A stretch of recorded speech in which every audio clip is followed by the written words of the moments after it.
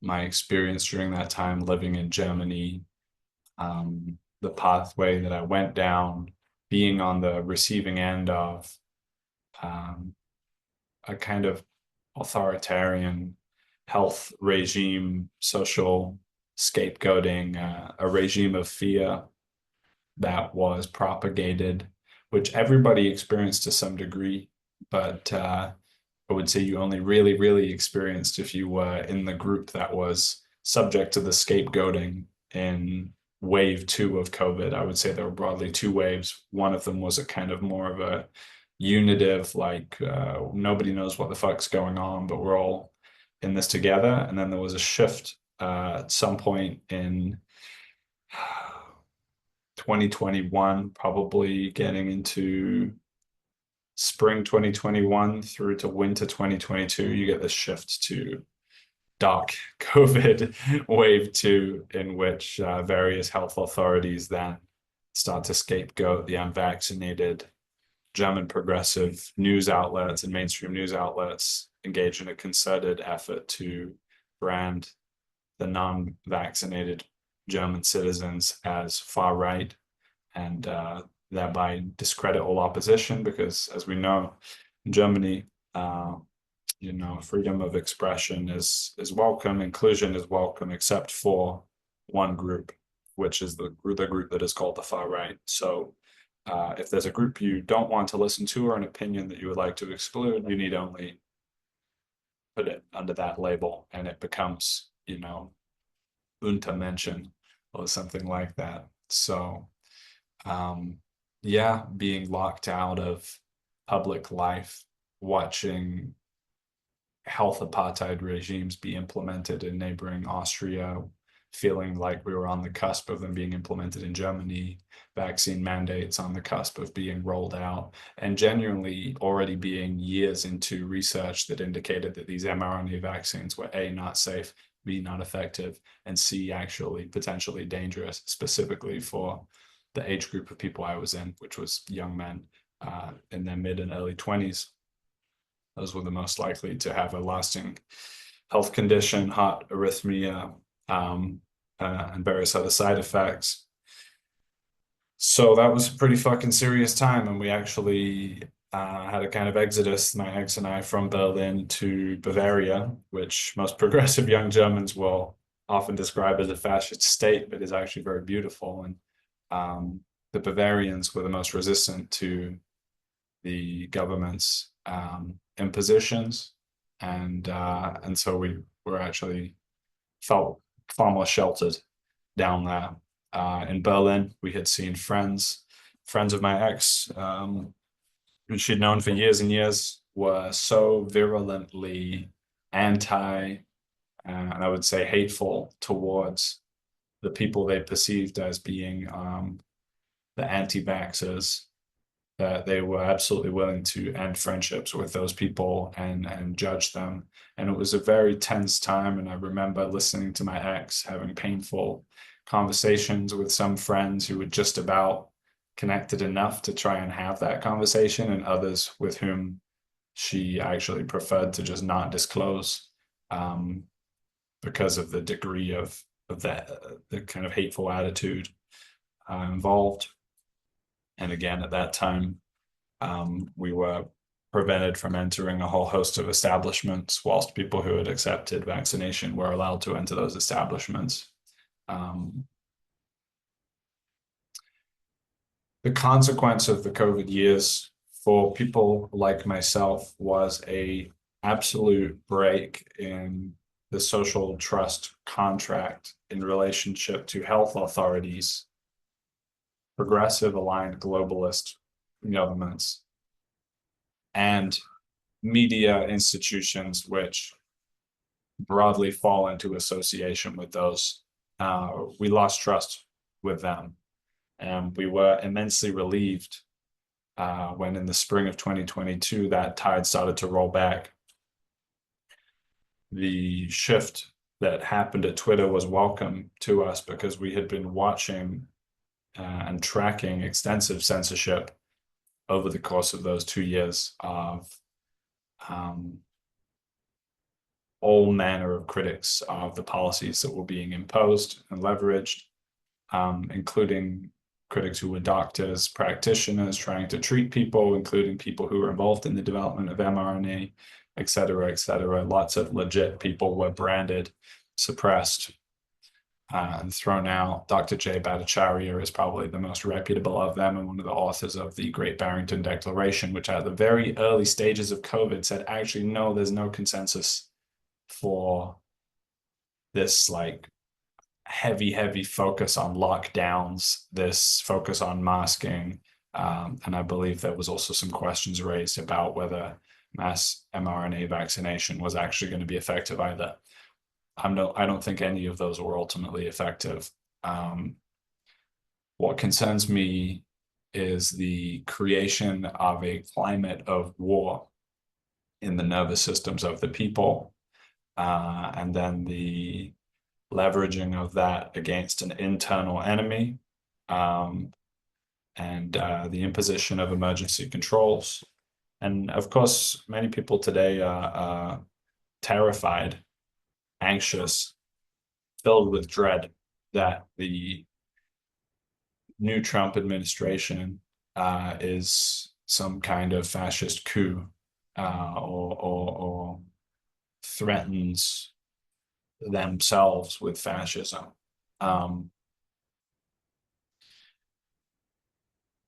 For people like myself, it was actually during COVID that we felt we came closest to that degree of authoritarianism. I won't say fascism because I think fascism has a very specific definition that is associated with a highly charismatic leader, militarization and militarism, state, well, pretty tight state control of industry, suppression, marginalization, and persecution of internal enemies and political opponents.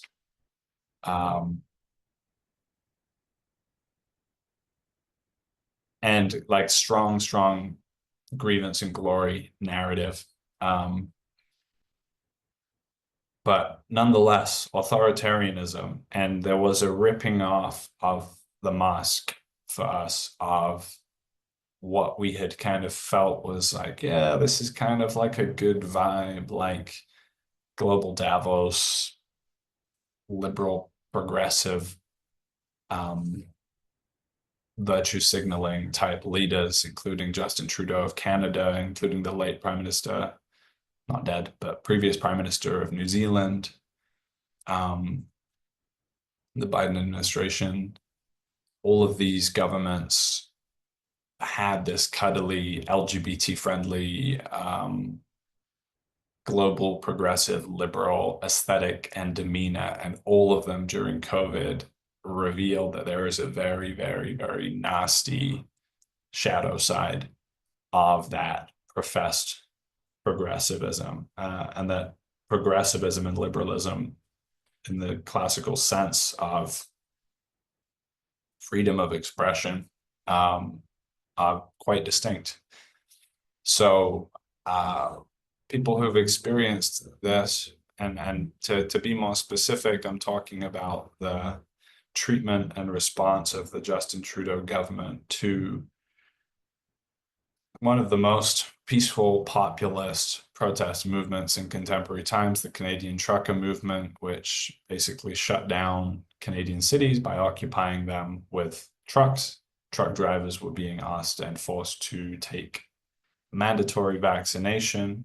Many truck drivers, as it turns out, are engaged in alternative media and listen to conversations in long form, people like Joe Rogan. So many of them did not want to take the vaccine.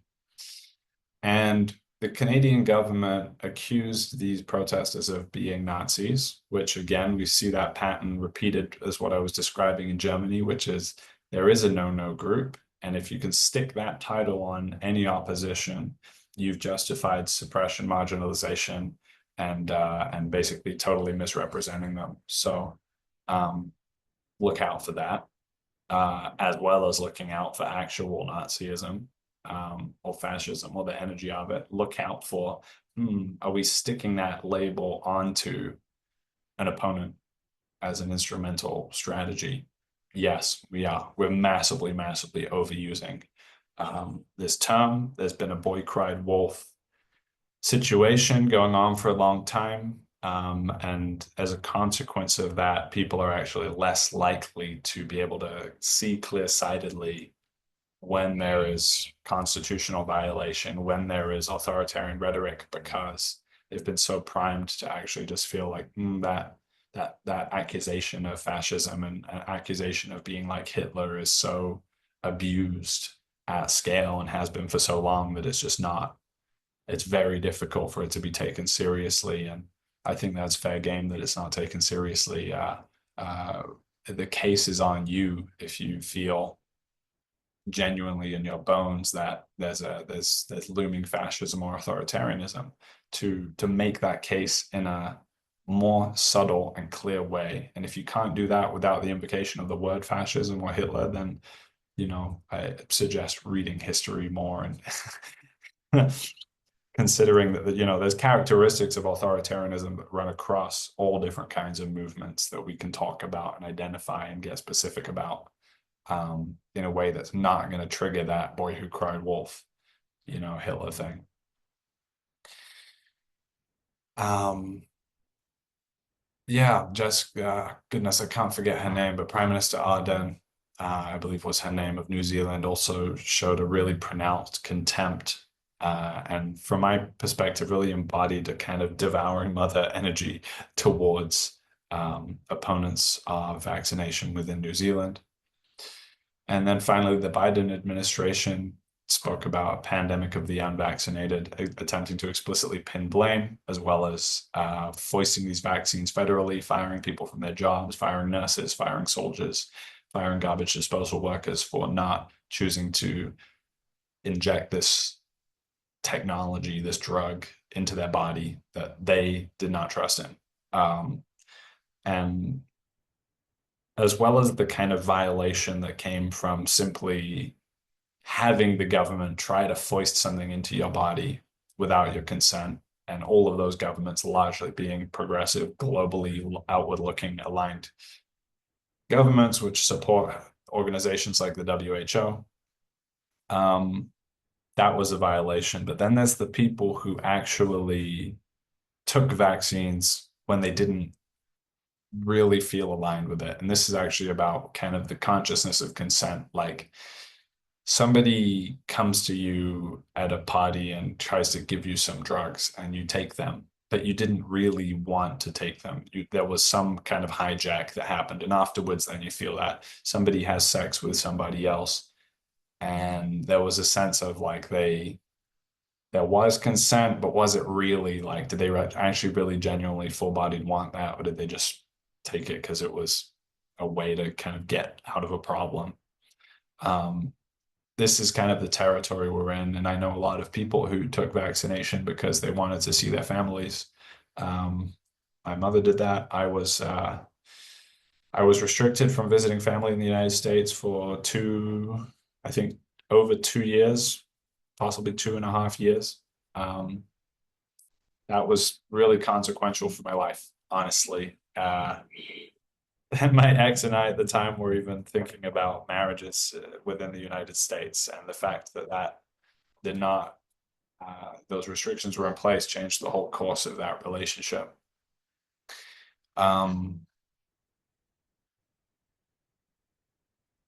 Then you have the people who actually suffer disabilities, lasting disabilities, health conditions, diabetes, heart conditions, people who suffered young deaths, most of whom were completely locked out and gaslit with respect to whether those injuries had in fact been induced by vaccines, and therefore it was difficult for them to get any attention or help because there was this dogmatic insistence on the righteous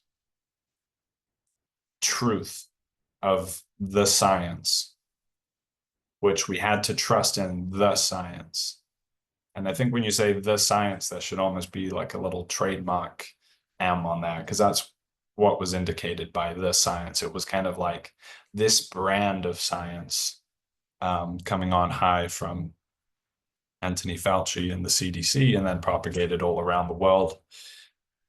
We know from the very start that Anthony Fauci and associates were involved in actively attempting to suppress critics of their strategy, such as the Great Barrington Declaration, and the emails that came out around that showed that Fauci had actually said, basically, we need to shut these guys down. And then you have the US government alongside that, actively seeking to target and suppress all of these new enemies of state who are opposition to the health regime that was being imposed. One of the problems with all of this, if you can suppress people for one thing, then you've kind of created a basis to suppress them for something else. If you can violate people's consent for one thing, then why can't you violate for something else? If you can lock people in their homes for one thing, why can't you lock them in their home for something else?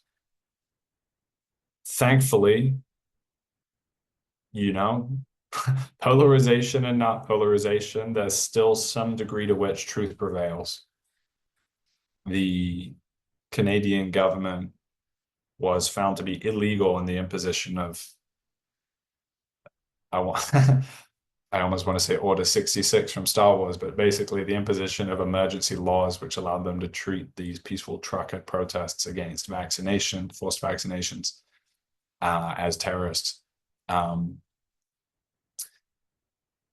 We had so many files and revelations coming out in the years since, and slowly but surely there is a kind of correction of the record taking place. And I think once Robert F. Kennedy really assumes his role as the new health secretary, by the way, that's a revolutionary development because he was considered enemy number one of that kind of CDC regime. And wrote an incredible expose book about Anthony Fauci and the sinister dynamics at play within the pharma industrial complex. If you don't know what that is, that's basically the reality that the pharmaceutical industry is the biggest industry in the United States. It's a massive, massive, massive, massive, powerful industry with huge lobbying capacity. The US government is famously corrupted by the influence of lobbying.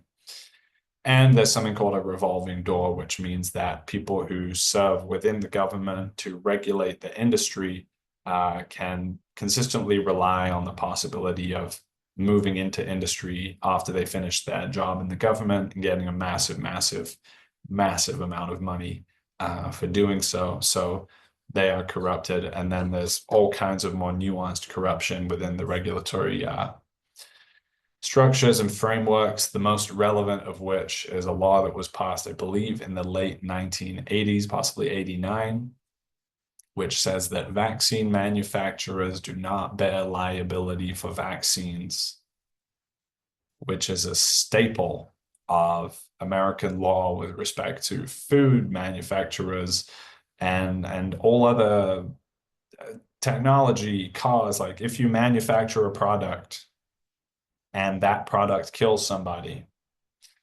you can be sued for that.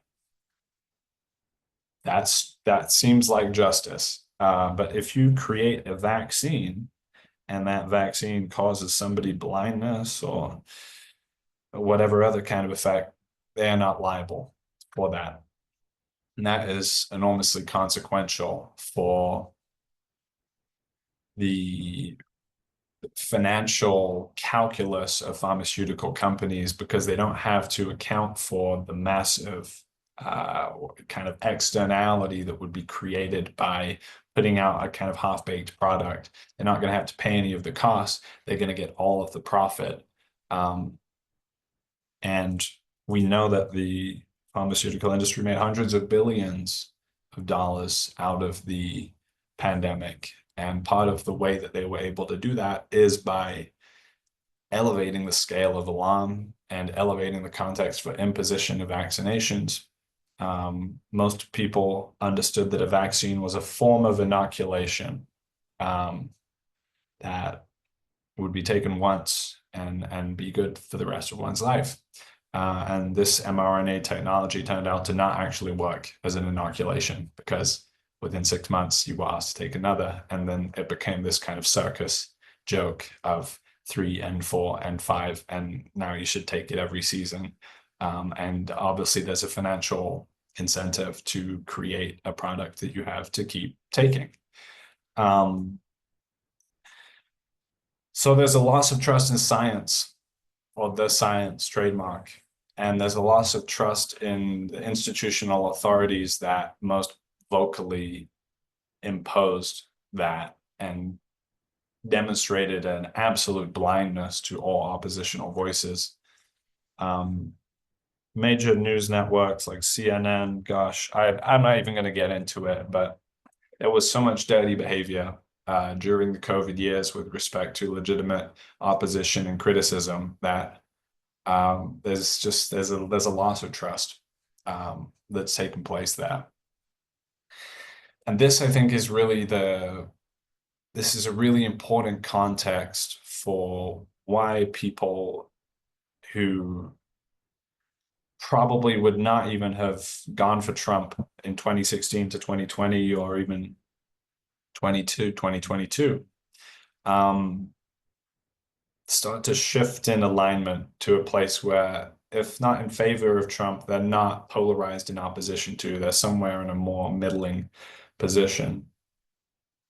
Part of the reason for that is because you have this independent presidential run by Robert F. Kennedy, who was the most promising presidential candidate that I've seen in my lifetime in many respects, a man of deep integrity, and also who suffered greatly a price for telling the truth during COVID, having previously been a kind of liberal darling child, and within the protected group that is not under attack by that media apparatus. A lot of people felt hope around Robert F. Kennedy, especially when he launched his Make America Healthy Again campaign. And it felt like this is a phase shift from a mimetically nuts cultural situation where you have Trump throwing out viral, provocative tweets, and then you have these kind of like, I shouldn't say it, but they're just these very disingenuous kinds of press conferences and public personas with Biden and Harris, where it's just like, we don't really know who these people are. At an intuitive embodied level, if you sense into it, it's like this is a caricature performance politician. I don't know who you are. And you're refusing to sit down in any kind of open, long form conversational context where I could find out. Biden did not do long form podcasts. And well, sorry, I'm just glitching up a bit here. There we go. Yeah, and Kamala Harris also did not appear on long form podcasts, including the Joe Rogan podcast, which is, whether you like it or not, really the people's the people's forum. And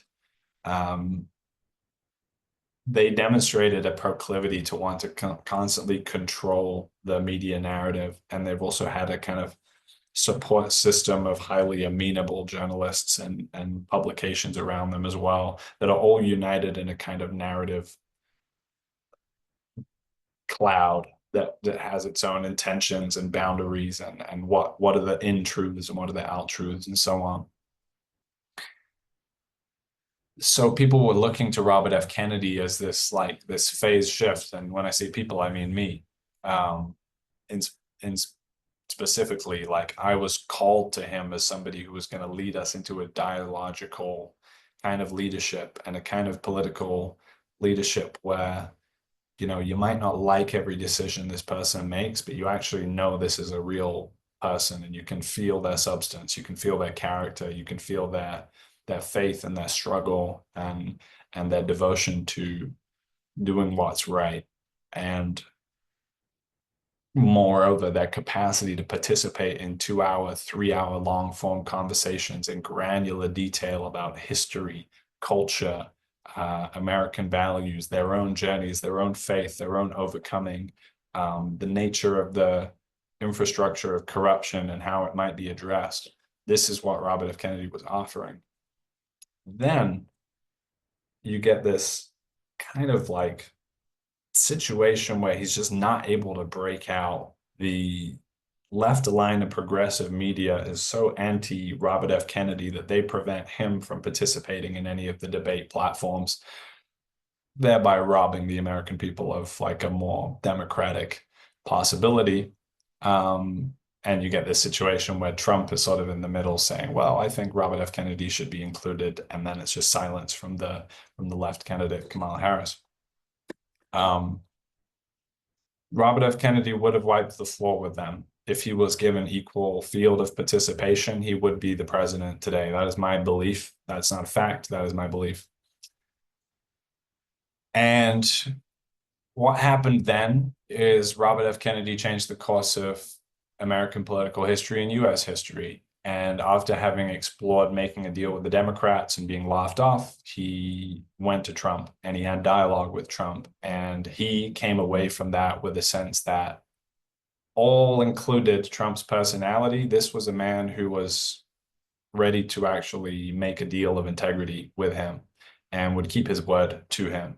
And Robert F. Kennedy maintains to this day that Trump has kept his word to him with respect to putting the Make America Healthy again agenda and the cleaning out of this fundamental corruption between pharma and state and media as like a key pillar of the policy platform. So Robert F. Kennedy joins with the Trump campaign. Then you have Trump going out into Joe Rogan podcast, Theo Von, and a whole host of podcasts. And you get this new Trump simply by virtue of new media in which he's showing a capacity to be in real long form dialogues with these people. And, you know, all of the extremity that we saw in 2016 to 2020 still lives in him and is liable to come out in certain contexts. But at the same time, there is also a sense of the man is shaped by the climate around him as well. And there's a kind of hope in that. And so in the context of those long form dialogues, people start to see, oh, okay, well,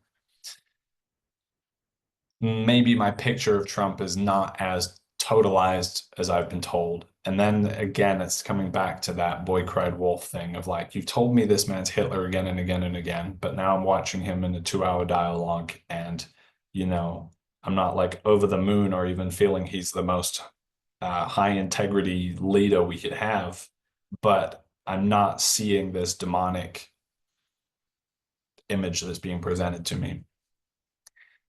And then you have this further alignment of people like Tulsi Gabbard, who supported Bernie Sanders in 2016, which is, yeah, I actually saw Bernie and Tulsi at a rally in 2016 when I was supporting Bernie. And you see her coming into alignment with that and joining into the campaign. So cutting this short, obviously, I've covered a lot of terrain, but I think I wanted to just kind of map out some of the arc from COVID through the Maha Rescue the Republic related movement of independents and podcasters and why those people started to shift and become more amenable to this new kind of Trump campaign. The last and most relevant piece for that group of people is obviously just the fact that they're not any longer subject to a focused system of suppression, albeit YouTube is still highly manipulated landscape. You know, try looking for a clip of Robert F. Kennedy from a long form podcast. You will only find highly critical media clips for pages and pages. You have to actually like really know what you're doing to find the real material.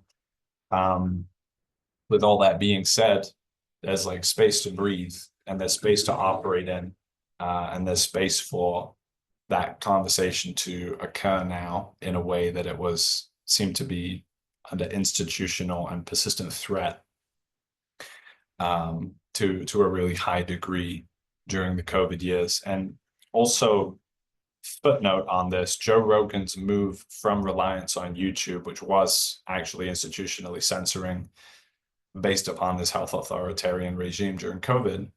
The fact that he had this buyout from Spotify bought him independence, just in the same way that Elon's purchase of Twitter had this kind of seismic shift, Joe Rogan's shift to actually being in this kind of fuck you money position, whilst the COVID suppression was still going on, meant that that regime never completely was able to kind of seal the narrative walled garden. Um, and thank goodness for that, because there was so much bullshit being foisted, and there's so much revelation going on in our time. And there's such a need for dialectic and dialogue and a meeting of a multiplicity of perspectives that cannot happen in a culture characterized by censorship and authoritarianism. So I'll leave it there. And thank you to anybody who's listening. I look forward to your feedback.